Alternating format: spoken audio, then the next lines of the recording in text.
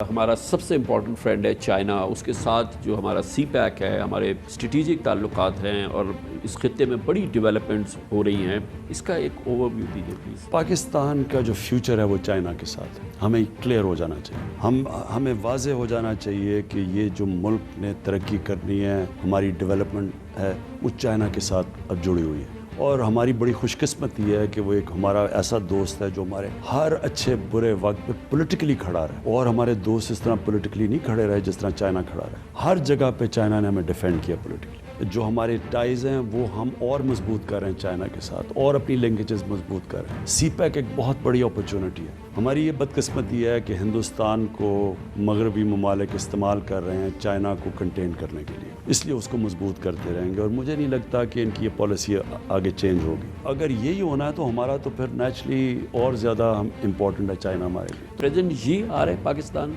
उस हवाले से जी प्रेसिडेंट शी ने आना था। पहले तो वो आ रहे थे मई में, फिर कोविड हो गया, उन्होंने डिले कर दी। अभी अब सर्दियों के अंदर उनका प्रोग्राम बन रहा है। जब डेफिनेट होगा तो हम बताएंगे।